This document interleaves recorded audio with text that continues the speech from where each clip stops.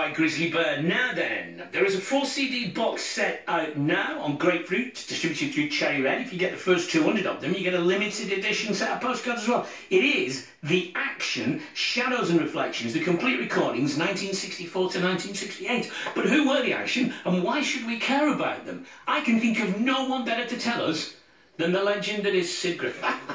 Thank you, Stuart. The Action, yes, the action. Sid, firstly, how are you? I'm well. I'm very well indeed. Good, good, good.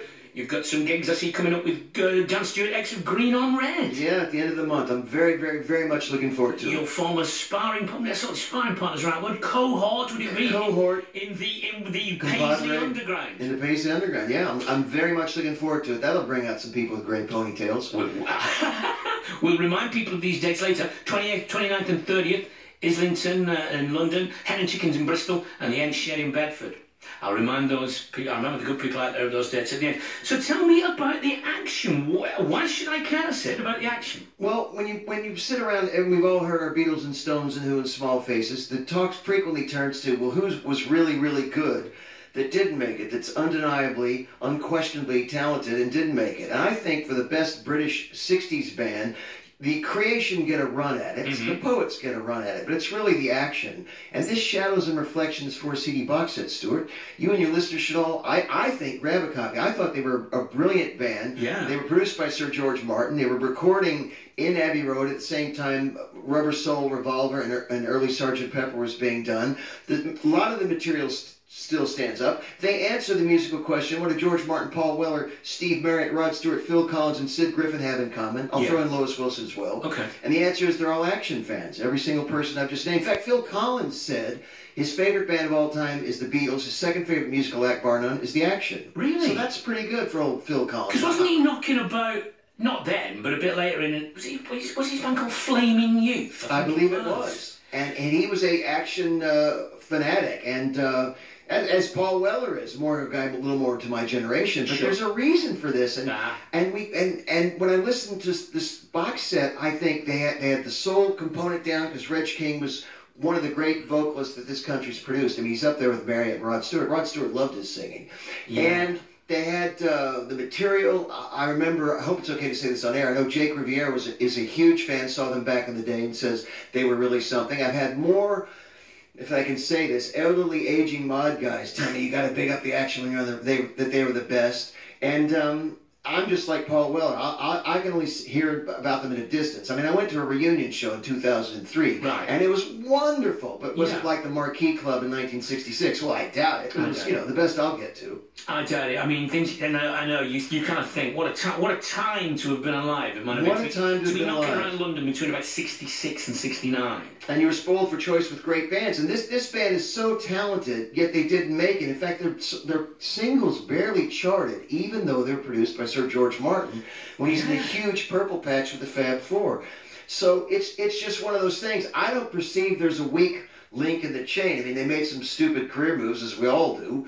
But, I mean, they had the vocals, they had the vocal harmony, they picked great covers, they started to write great originals as they started to sort of collapse. They had the look, girls liked them. Vicky Wickham said they had some of the best hair of the 1960s, which always makes me laugh when I read that quote. It's very important to be a 1960s band. You got to have great hair. I think it's important always. I think how bands look. I think how bands look is really important. I do too, and I think when most of us, when you hear any song by whomever, there's a little video going on in your head. You don't need MTV. There's a little video going on in your head, and you sort of imagine tiny little members of the Four Tops or the Kaiser Chiefs or whoever doing the song. Yeah, absolutely.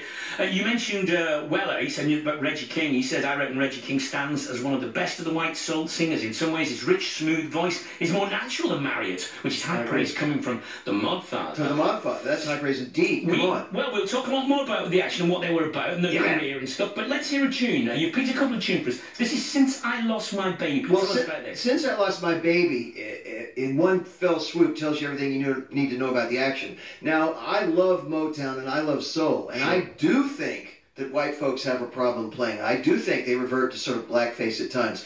So here we have a band that not only captures the essence of soul, they put a very English or British stamp upon it.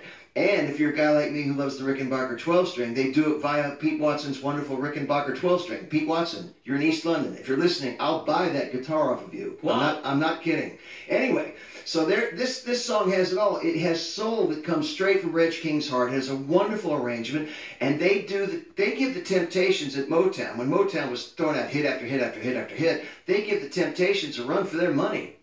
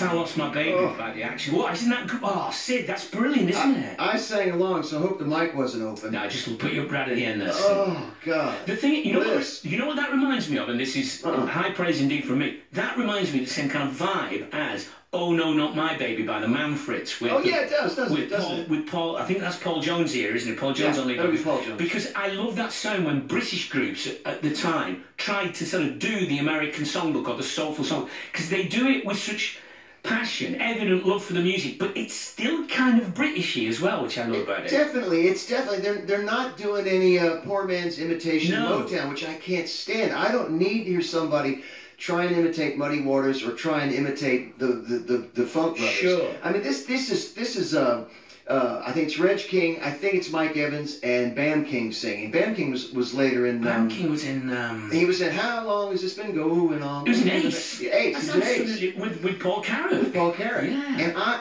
I think they're given... I believe those are the singers on this track. And in my opinion, they're giving David Ruffin, Eddie Kendricks, and Otis Williams of the Temptations a run for their money. Wow. And it's British. They're not trying to be from Mississippi or Detroit. It's in fact, it's specifically, I think, Kennishtown, London. Kennishtown, Camden, yeah. With Pete Watson, I think, the east end of town. Yeah. I mean, it's got their own stamp on it, which is beautiful. And with all respect, they're just kids. These are guys in their very early 20s. They're just kids. They're kids. And they're singing and playing their hearts out. I mean, it's totally heart on sleeve. Sure. I am very romantic about this, but I do love that thing we get in Britain cities where it was young kids from kind of poorer areas, inner city areas, working class kids, whose evident love of black music and soul music. You can hear that in what they do. Their heart is absolutely in that, isn't I it? think the pathos and the suffering of the African American community at the low end of the economic scale is analogous to what people had after the war. I mean, you had rationing till August 1954. So a lot of these guys grew up and it was difficult just to get sweets. You know what I mean? Yeah. So I think they could relate to, it's one reason the mod thing happened. People wanted to defy poverty. They wanted to look sharp. Sure. And of course, they actually looked incredibly sharp. They were very well-dressed bunch of guys. They wanted to defy their circumstances. Well, I've said it twice. I'll say it a third time. Didn't the Temptations? Of course they did. I think the same. Just as a quick digression, I feel the same about Northern Soul. Why Northern Soul was big in the industrial towns of the North was that struggling hard all week to make a buck thing that's evident in those records from Black America in the 1960s, from Detroit or wherever, struck factory workers in Lancashire as well. You know? Well, like you're writing on Gerald March and all that, it's not surrendering to tough economic or cultural circumstances. It's the beauty of a lot of rock and roll for me, and a lot of popular culture for me, it could be films or whatever, is poor people uniting and saying, I'm not having this. My vote counts, and the action are there. My classic example for me is always Little Richard, who, whether you like his records or not, this is like a crazy guy that's saying, I don't care that I'm black, I don't care that I'm poor, I don't care that I'm stuck in the South, I don't care that I've got a club foot, I'm going to be somebody with my music. Do you know what I'm saying? Absolutely. And I hear that from the action. It's just so beautiful. Beautiful. And again, why weren't they huge? I don't know. Because, as you say, George Martin produced, he engineered, although at the time that would have meant less than now, engineered by Jeff Emerick as well, the Beatles engineer. Well, I mean, Jeff Emerick is, a huge name now. I'm sure back in the day people thought it was. And here's another thing about them. Yes, I said earlier they made some business decisions that were dumb, but looking at the box set, the covers they did, like what we just heard, they did a brilliant version of the Righteous Brothers, Just Once in My Life. They did I See You, which is off 5D by the Byrds, a wonderful version of that. They did John Coltrane's India. I mean, were these guys hip? I mean, can I get a witness on this hipness scale of 10? They're about an 11. I just listened to earlier on their version of I'll Keep Holding On, which I love. Oh, yes. I love that as well. We'll play that in a few weeks' time. So tell me about the change then, because they were going to go move into a second tune in a moment, that they shift style a little, don't they? Well, as the West Coast psychedelia sort of came in, at first they adapted to it very, very well in late 66, early 67, but then you have some lineup changes. I've said his name a bunch. Pete Watson was either pushed out of the band or asked to leave. Or it's a very, very murky thing. It's a bit of a Pete Best moment. It's not their finest moment. And I think they suffered the moment Mr. Watson left the band, although they still had some great records within them. But they got in Ian Whiteman, and they did a more jazzier thing, but it wasn't their natural...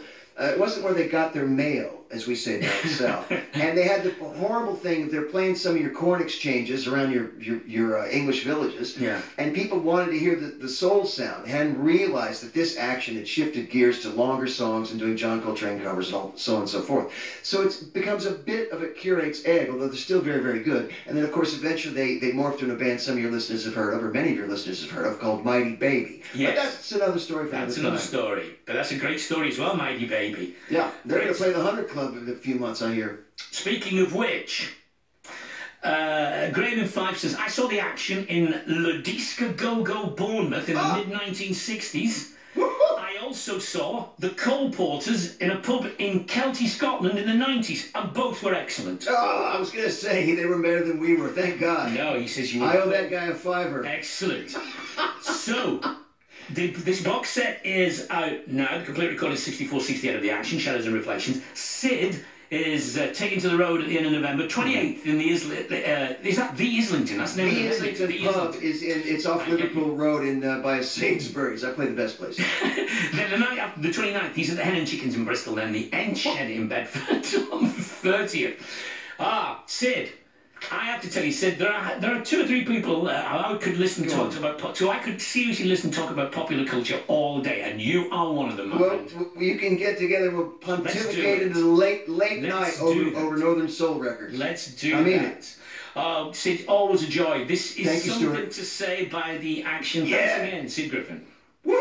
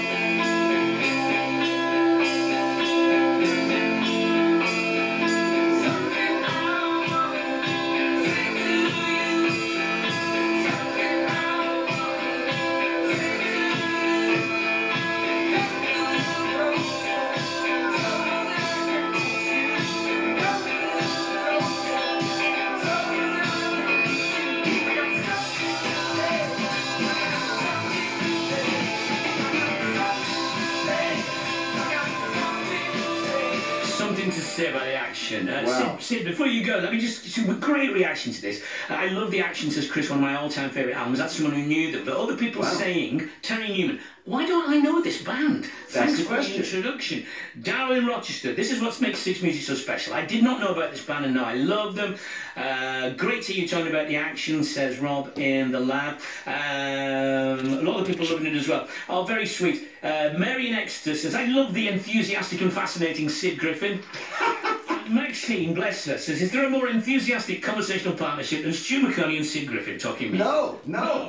Oh, that's not. No. And also, Sid, I think you want to send a message to a friend of ours. Yeah, Noah Griffin reminded me on the way out the door, please say hi to your buddy Mark Radcliffe and tell him to get better. And I'm so proud of my little 8-year-old boy for saying that. Mark, get better. He'd appreciate that, Sid. You're always a delight to talk to. Thanks a lot, Sid. Thanks a lot, BBC Six Music. Dig the action.